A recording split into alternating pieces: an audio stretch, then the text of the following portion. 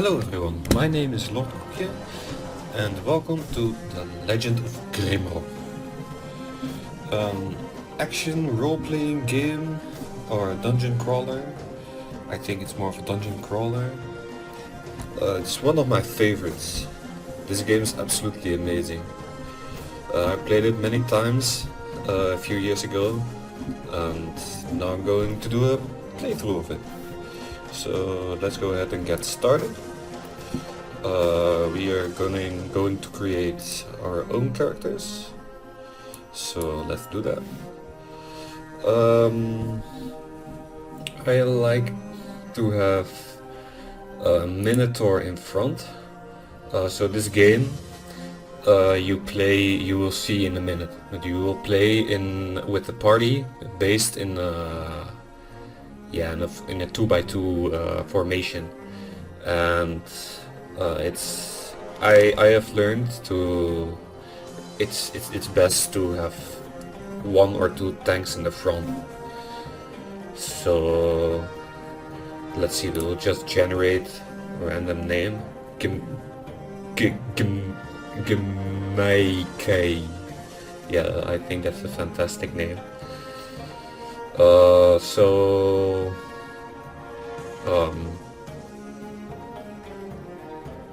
Minotaurs are naturally tanky. Yeah, you can see it here. They have strength +5. This will make them more powerful in battle, and they can also carry more weight around. This will be very important because you will haul a lot of stuff with you. They have dexterity -4. This will mean that their accuracy and evasion are a little bit lower, but this is no matter because they are basically tanks. Vitality speaks for itself to give them more health, and they have -3 willpower, which is used for magic. So we have 10 points. We can allocate them. I like to distribute them evenly between strength and vitality. We can pick an avatar here. I think this one is fine. We will keep it at a fighter.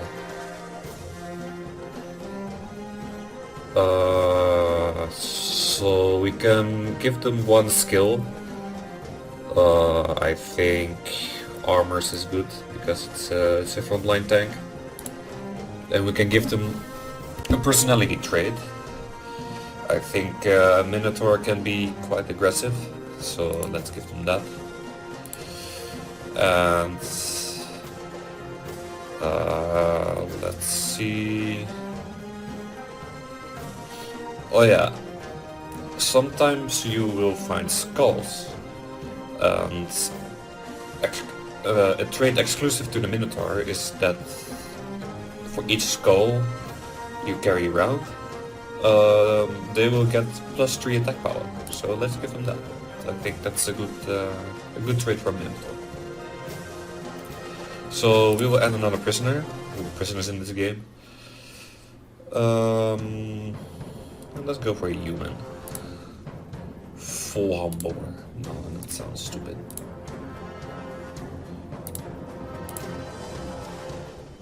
Yul Zarzul. Yeah, that sounds like a funny name. It's it sounds more like an elven name to me, to be honest, but yeah. Or maybe dwarven, I don't know. So what do we make our human? I think a fighter as well, because he will still be on the front line. So yeah, I think the default avatar is fine. I think we will give the human a little bit more vitality. Oh, we can only put 6 points in there. That's fine. Because humans are naturally a little bit weaker than Minotaurs. And this guy will carry a lot of our stuff around anyway. As you can see, he can carry 75 kilos. This human can only carry 57. Yeah, 75. No, 57. Sorry, I'm done. 57.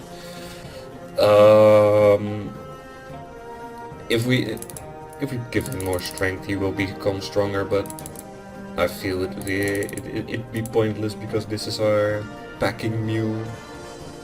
He looks the part as well. I think we will let our human fight with swords. Oh yeah, I think special traits for human. Yeah, see, skill points +4. That means we can put more skill points in here. I think swords for 4 points in swords will be fine. See, now it's level 4. And we will automatically get +1 strength. As you can see, we can now carry more. Yeah, I think if we let him master swords, that would be a good asset to the team. We can let him be very skilled. That means we can get another 3 skill points here. And yeah, it can be tough human. I think that would be nice for him to have, because then he's still in the front line and he is missing some natural tankiness that the Minotaur has. So we can let him be tough. That means we can put 3 more skills in skill points in swords. So now we have 5 additional health as well for this human. He's now actually tankier than the Minotaur. This won't last forever though. So let's add, I think, what was it? Lizard Man. Lizard Men are nice to be assassins. See, they have 2 dexterity, -1 willpower, and they start with 3 skill points. So we will put everything in dexterity, as much as we can, and put the rest in strength. We will make it a rogue. Rogues are good with throwing weapons or small daggers and other stuff. We can this guy will be in our back line, but we can put him in the front line if we want to. You will see once we start the game how this works. Let's see, assassination. This skill represents your training in the way of an assassin. As you progress in this skill, you gain access to deadly and precise melee techniques. So once we get this to level 4, we get strength, and we can get backstabbing. I don't know, I don't really like the backstabbing. It doesn't really come into play that much. And reach attack is very nice. We can attack with melee weapons from the back row. Though I think we will be mostly using missile and throwing weapons.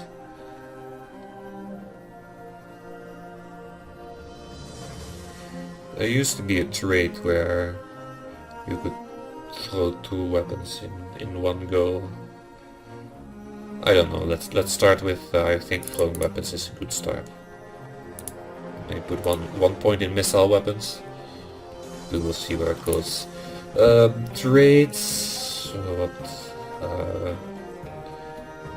let's see what we can give this guy. I mean, we could give him evasive, but he's mostly fighting in the back line anyway.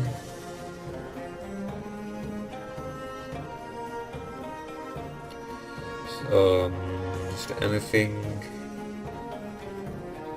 Dexterity. Dexterity gave accuracy as well, so I think we can give him agile. Agile would be a good trait, I think. What would be a second trait? Aggressive, I don't know, doesn't really fit. I think rogues have a lot of discipline, so aggressive would be clashing with that thought of mine. Yeah, I think we will give him evasion anyway, just because it fits the rogue class. Might not come into play as much, but I like to give my characters stats that fit them.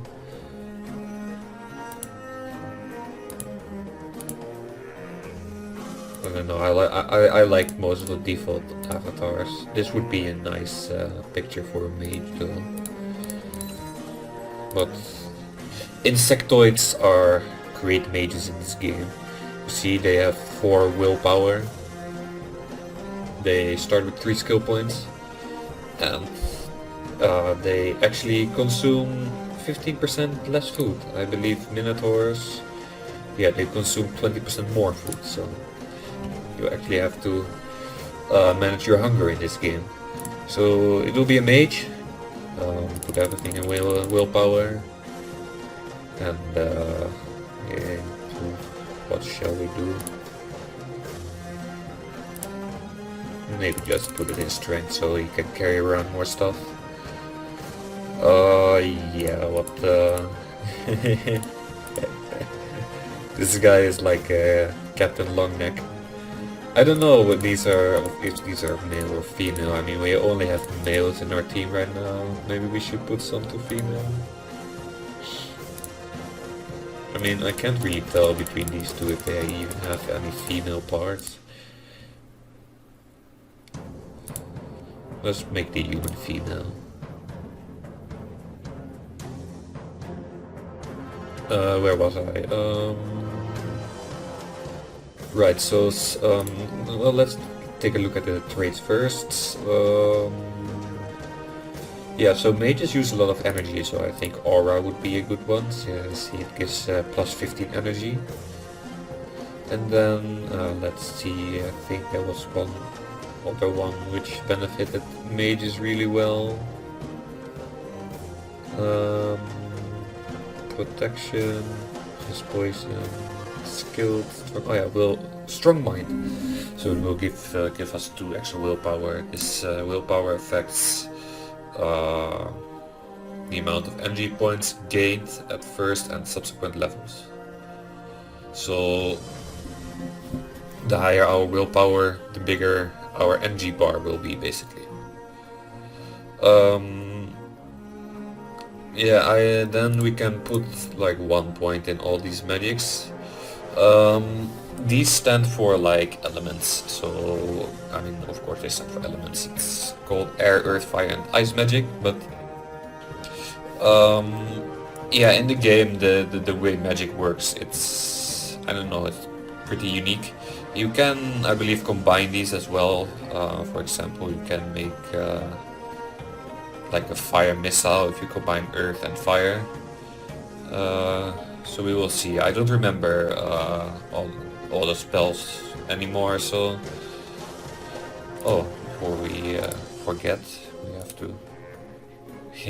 Koildok. Koildok. Yeah, I think that's a good name for a lizard man. I don't know, I don't like this name. Oh yeah, that was, no, the other name was perfect, I think, but Joni Yuna, yeah, that sounds female to me. And let's see, yeah, Ilwind. Yeah, we will go with that for the insect. So we have Gemeike, Joni Yuna, Quaydok and Ilwind. Well, I think those are fantastic names. I'm just going to call them Minotaur, Human, Lizard Man and Insectoid. If you don't mind, I can't pronounce these names. Alright, so let's start the game then.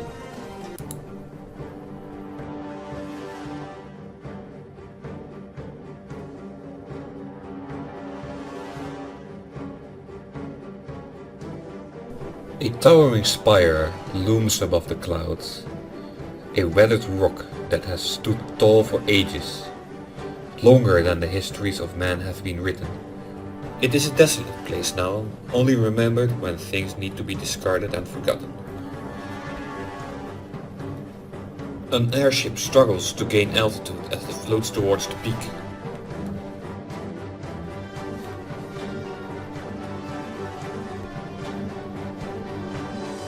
Four prisoners bound by heavy chains emerge from the ship. The court accuses them of terrible treasonous deeds. but by the grace of the king, their crimes shall be forgiven atop Mount Grimrock.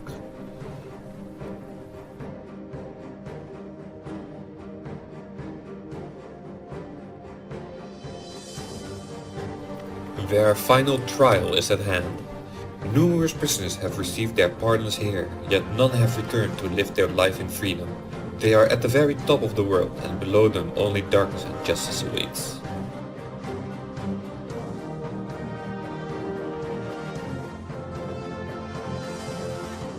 As they are plunged down the open maw at the peak, their crimes are absolved. Everyone before them has perished in the guts of the mountain. But will you be able to lead them through the dark and to the freedom that awaits at the base of the Mount Grimrock?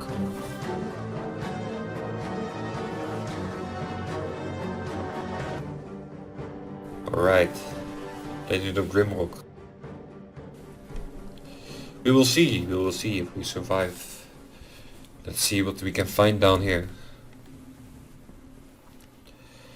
Alright, so we arrive in our cell. As you can see, this is our party. We have our Minotaur, our human, the lizardman and the insectoid. So this is our party formation. You can see it with the Minotaur and the human are in front, our fighters. We can change the formation any way we see fit. So that's why I said sometimes we can put the rogue in front. This is important, this formation, because only the two people in front will be attacked by most enemies in this game. For example, if there's an enemy standing here, only these two will be attacked. However, we can also turn around, and let's say we are facing this way, and there's an enemy at the side here, then these two characters will be attacked. So it's important to position ourselves.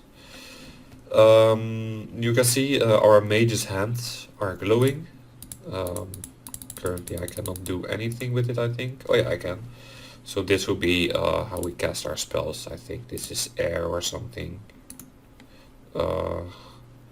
Yeah, we will have to find scrolls to be able to discover these spells, but at least I think we can discover them without as well, but I forgot how it worked. We will have to find the scrolls. We will eventually find out how we can use this guy, but for now he's basically useless. So we can move around here like this. It's a grid-based game. It's actually a pretty good system. I think I need to read this at first. Choose your fate. Perish in this cell or pick up the torch. Well, that's what we just did. And picking up the torch opened the gate. There will be a lot of interactions like this. For example, you have to put torches in a certain pattern, or put a torch somewhere that then it opens something at the other side of the map. But for now we will take the torch, we will put it in the mage's hands because he is useless for now anyway. I don't remember, there is also a button to actually get a map. I forgot what it was. Show me a stab. So this is our map. It's yeah, it's grid based, like I said. This is us, and we can actually put notifications down. So if we come across a puzzle maybe we cannot solve, then we can make a note and come back later. Alright, so from the short time I played when testing this, I discovered this one. There's a lot of secrets like this in the game. You can press a button and then something opens. We get to see this very scary statue, and it says secret found over here. We get some nice boots. It gives evasion 5, so it's going to our rogue. And we immediately get a throwing shuriken. This is nice. because as you can see, he can throw it from the back row. And it will land somewhere. Here it is. And actually, I forgot about this. It will automatically pick up thrown weapons. So as you can see, it's back in its hands now. But let's quickly go back. I think I already looked at these. Yeah, there's nothing to be found here anymore. I like discovering everything, say single secret, as much as I can. So yeah, we will be looking around a lot. Torches eventually will burn out, so I will be taking a few with me. Let's close this window. Open the gate and we will carry on. Always look at the walls. I don't think there are any secrets in the beginning for now. But it's always good to look around, because there's a lot of secrets hidden in this game. These give 2 protection each, so now our Minotaur has 4 protection. That's nice. This will certainly help him tank up the front line. We have a cudgel. It's basically a club. I think it has like a barbed wire around it. That's what it looks like. I'm not sure. Take another torch and let's flick the lever to open the gate again. And then when we press tab, we can see this is the route that we traveled. So we can easily keep track of where we went.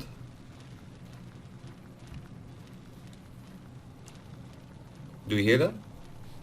That is the sound of enemies moving around. So here we have a stone. It's also for throwing. And here we can see our first puzzle. As you can see, when we stand on the pressure plate, the gate will open. But then we move away from it and the gate will close. So how will we fix this? The game wants us to put the rock down, but I want to keep the rock. So I'm going to put a torch down. And as you can see, the torch is keeping the pressure plate pressed. And we get our free torch back here. And then we can move on. And as you can see, moving around is always good, because now we get the free key. I'm going to give the key to the human. She can keep track of all the keys. It's a brass key. That's all we get from it. We don't know where it's used. We will have to discover that for ourselves. So let's see, we move on. We get another rock. So now we can throw it. As you can see now, the character is grayed out. So there is actually a cooldown on how much you can throw stuff. And for example, there's always a cooldown after you attack. This comes in handy because let's say this guy has a melee weapon. You can attack, swap around, and attack again. See, and this guy is still on cooldown because it's more of a heavier weapon. The cooldown will be longer. So actual weapon weight plays a factor in this game as well. So let's put the rope back. So we don't want him to die. And here is where the brass key comes into play.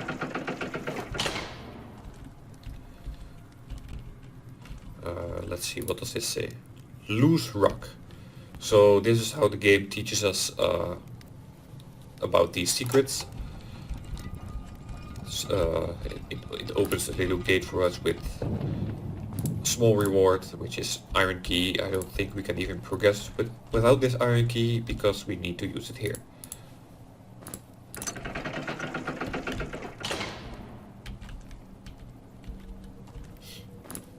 I always like to look around when I come at new intersections like this, because sometimes you can be ambushed like this by enemy creatures, and it will actually scare the shit out of me sometimes. It's actually possible to kite creatures around like this, which is actually a vital part in the game. if we will get to a point where if you don't do this, you will instantly die, or well, not instantly, but die very quickly because yeah, you will be swarmed by enemies and your backline will die very fast, and then the backline is usually most of your damage. So yeah, you will be in a lot of trouble when they die. So now we defeated this snail and we come across this little reward room that he was guarding. I think we get a leather pants. I think that's a little bit better than this one, so we will swap it and give the new pants to the human. We will also give the human a weapon and give the leather boots to the Minotaur. I like to keep the Minotaur all tanked up because he is the main tank. And we get another torch. I think we have enough torches now, but as you will find, I like to hoard things around until my characters get overburdened. And we get that throwing knife. So now we get to choose.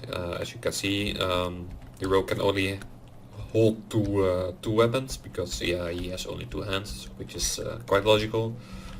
So we will have to choose which weapons he will hold. Of course we can now re-equip it, but it will take some time.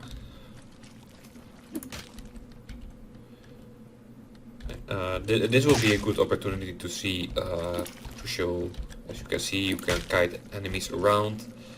This will be a big part of the game, just circling around enemies like this. If you do it correctly, they will most likely never attack you, though later in the game enemies will become a lot stronger. This is our first piece of meat, or food in general. As you can see, there's food bars here. The Minotaur is a little bit lower than the rest, and this one should be a little bit higher than the rest. Yeah, it's just a little bit higher. We will have to keep track of that and make sure our characters don't starve. Alright, so, oh, I can hear another snail. It's a shame I don't know how to use the magic, because that would come in handy right about now. A little bit of patience should be used, because as you can see, I attacked too early with my human, and she missed because she couldn't reach the snail. So this is a piece of some kind of bread. I don't know if I want to eat this, if it's just laying here in some dungeon, who knows how long it's been here. It's probably green by now. But hey, if you starve, then yeah. So I guess any bread is better than no bread. Did we walk this path yet? No. So I think I'm going to go back and check out what was here before I lose track of it. So we need a key for that one. Let's see what we find in this one. Ah, it's another puzzle. To close the pit, something needs to fly. Well, this is an obvious reference to, or an obvious hint to the throwing stones. However, I would like to keep my stones, so we will throw a torch. And we will get another key. It's for the other room. Usually, but not always, these pits have something useful in them. I don't remember what is inside this pit, but let's see. I think we will quick save, just in case, so we at least don't have to restart the entire game if we die. But let's check it out. Well, that was useful. You can't fly. Well, yeah. Okay. Well, this was just a dumb a beginner puzzle, I guess. So if we couldn't figure out how to get over this and just walk on this, we would be teleported back here. But we already figured out the puzzle, so let's go to the next room. Where did I put the key? Human was the key bearer. Oh god.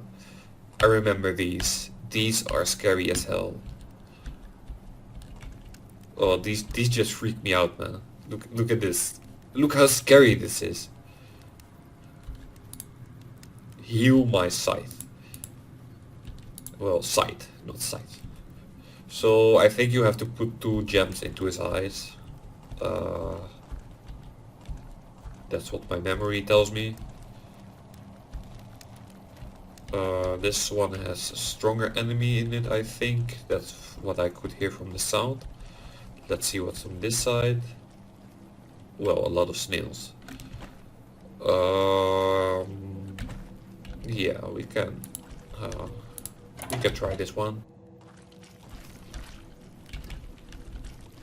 You have to be careful to not get swarmed by the snails.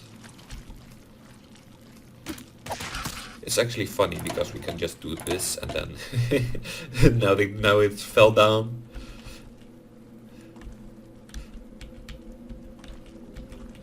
Let's see, we will find it later. Oh, look, here's another snail. This is the main reason why I did this. I didn't want to be ambushed by this snail. I'm going to find the snail back because he has my shuriken and I want it back. Also, the light just got a lot dimmer. That's because our torch is burning out. So we will have to replace it after this fight. Oh, whoops. As you can see, I'm not that great at the game anymore. But I'm sure it will come back over time.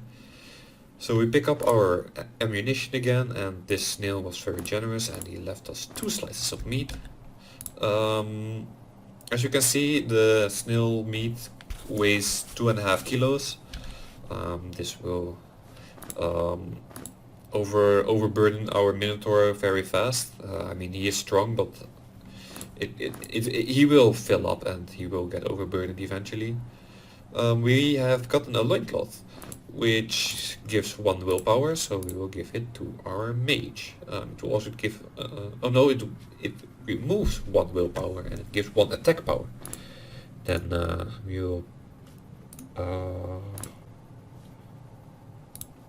maybe we give it to the rogue, because I think he uses attack power as well, but I'm not sure. And here we find our first scroll. This is fantastic for the mage. So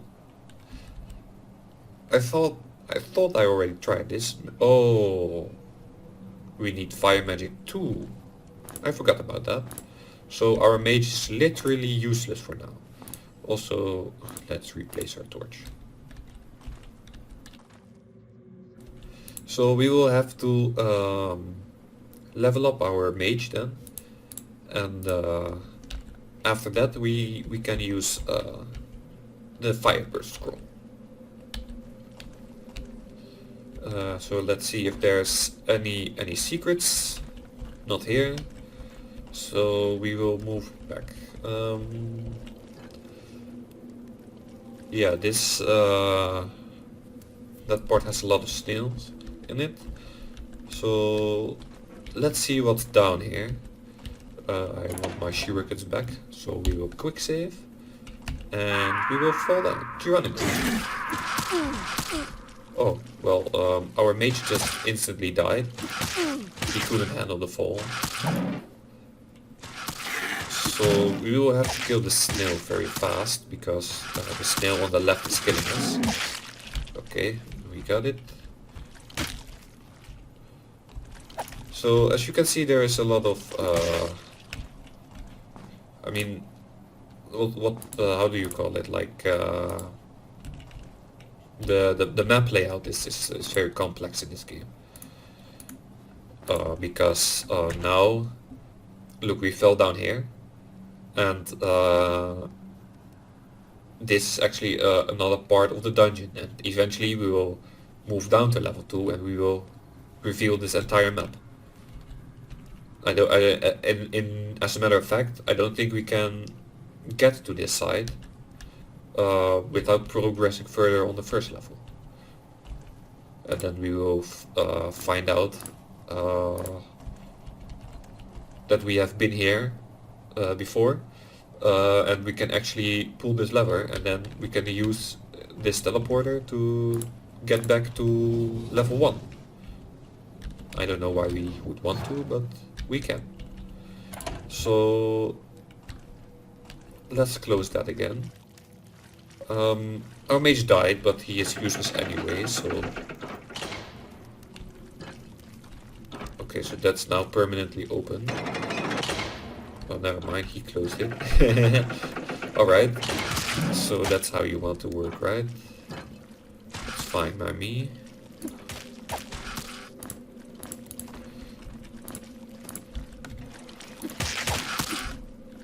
I have to get used to the controls a bit, but it also feels the controls are a little bit wonky, because sometimes I press on these character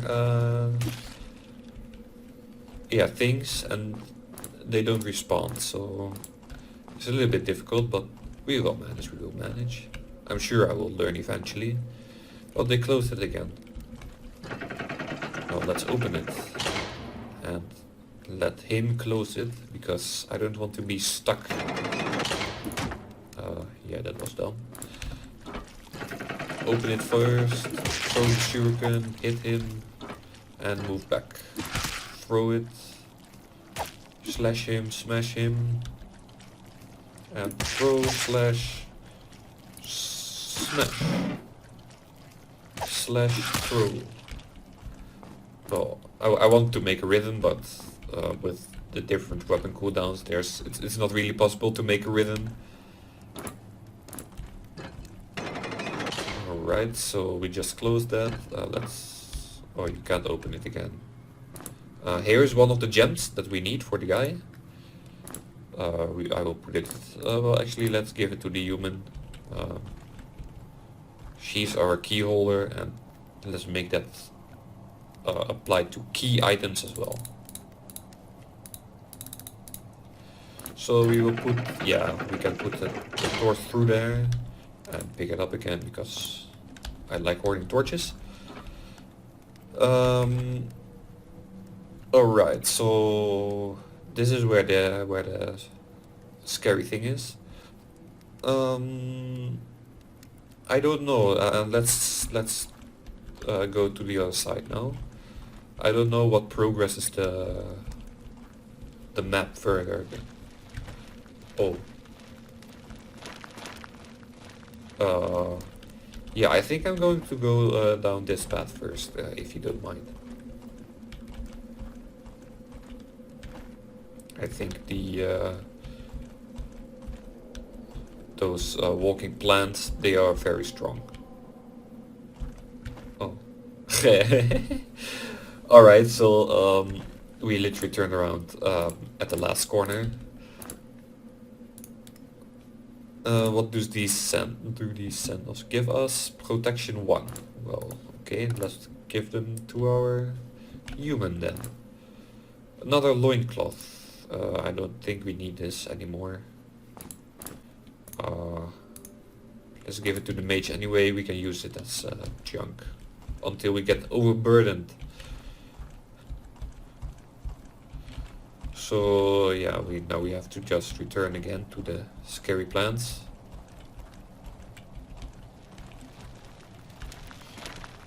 This is, I think, a very, very dangerous part of the... Oh, here he comes.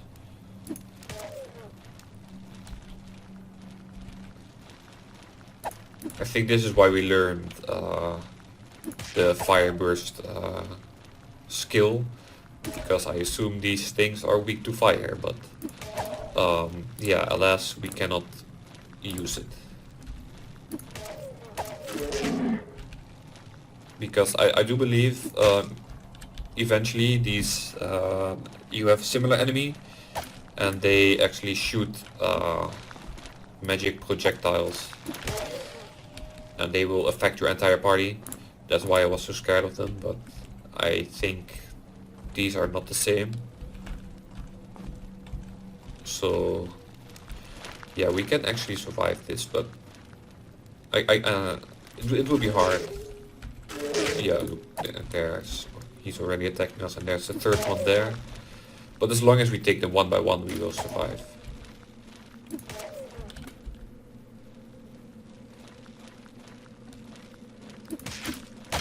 Sometimes it takes a little while for them to move. It's yeah, I don't know, it's how the game is programmed, I guess. So we just have to take out this, oh, there it goes. And then we move on to the next one. Oh, here he is. Attack, throw the knife. Do we have still a shuriken? Yes, we still have a shuriken.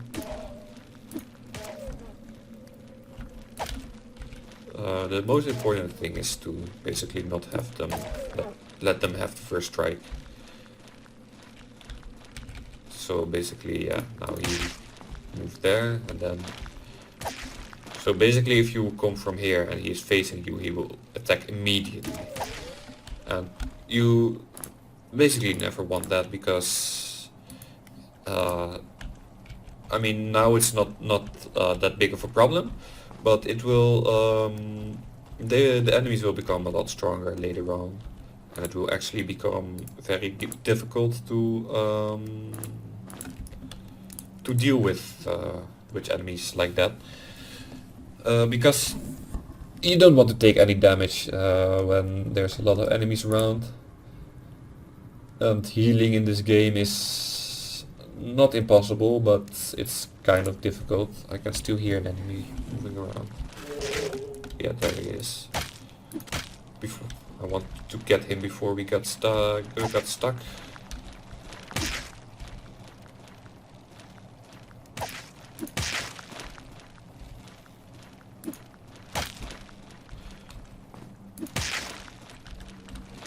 So yeah, the biggest, most enemies are kind of like this, but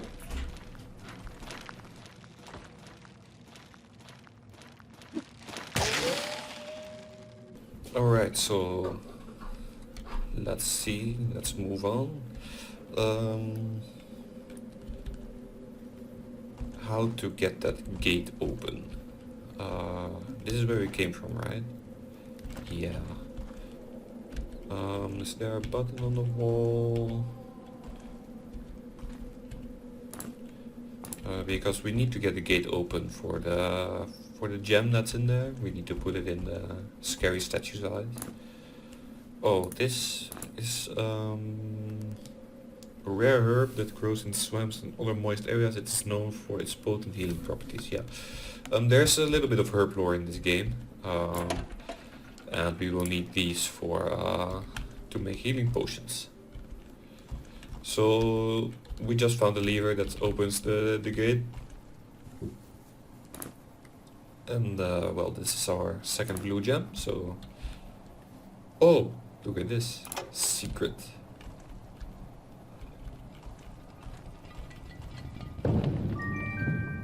I didn't know about this one, actually. So, oh, it's a different weapon. Oh, it's a dagger.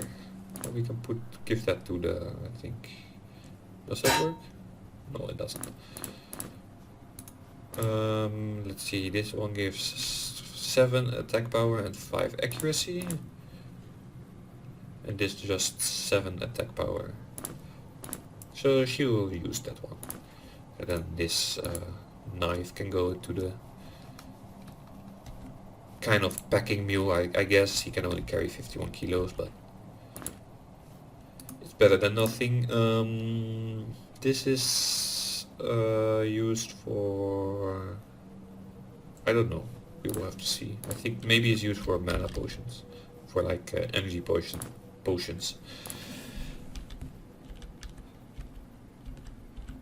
So that was it, I think. I don't think there's any more secrets to be found. Yeah. Okay, let's go back to the scary Scary head, I think it was here, yes.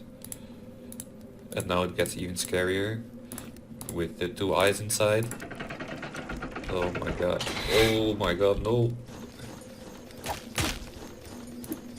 Scary,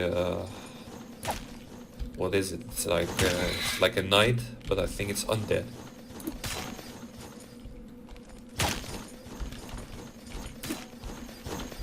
What? Oh no, never mind. I thought it reflected my damage, but that's just me dealing damage to it. Oh yeah, sometimes the thing will do 0 damage. I think that's unique to this enemy. It will sometimes block with the shield.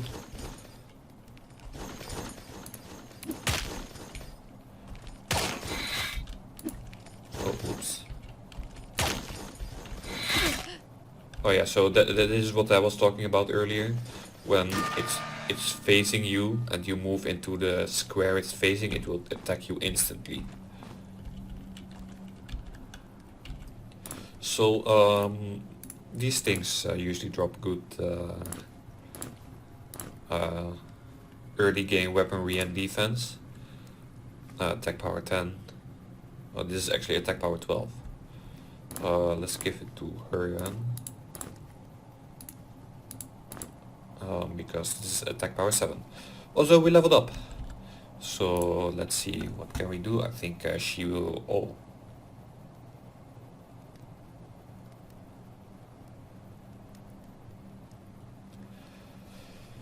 Yeah, I see. So there is a lot more than it to the skills than 10 levels, it seems. I forgot about that.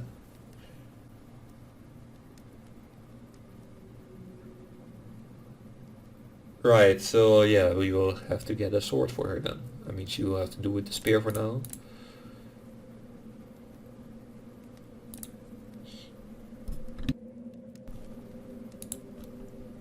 And let's see what can the Minotaur do.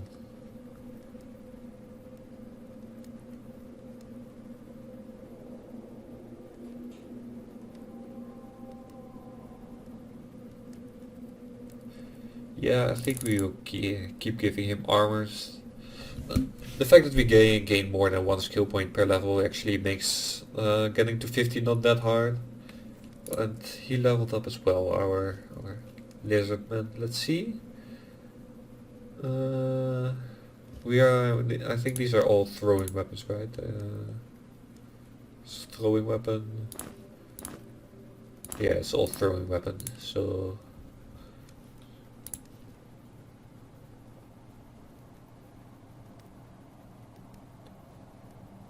Let's put all our skill points in throwing weapons.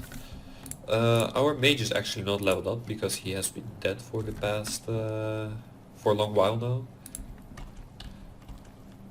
And when characters are dead, they don't receive any experience.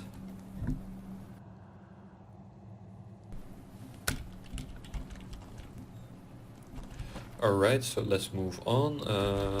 We need to go where the undead knight came out, so... I thought I saw something. A big gate. Oh, and fantastic. This is a saving crystal. Basically the game saves and it heals all your characters up and revives any dead characters. So our mage is now back and we get another scroll.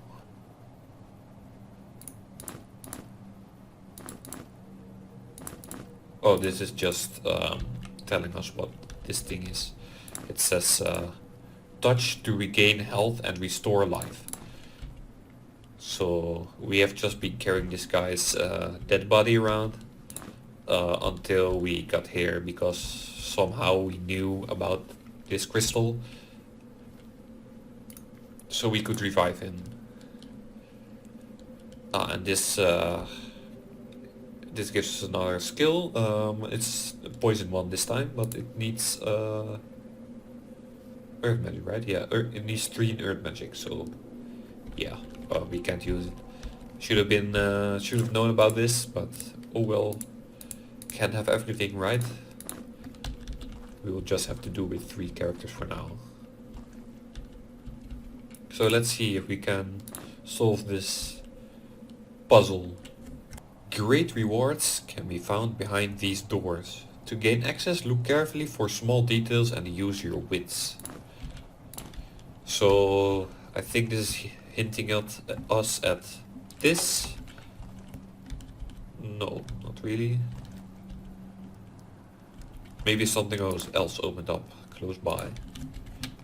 Let's see, let's take another torch with us, and well, this is just, now we just went back where we came from, so maybe something else opened up. You can touch the crystal again, but would not do anything. Maybe there's like a second button, so... Oh, here's one. Yeah, see? We get a white wood wand.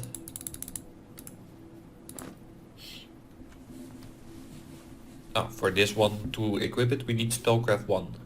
It's this one. So we have got the mages are the hardest to level because you have to put points in so many things. And we get a scroll.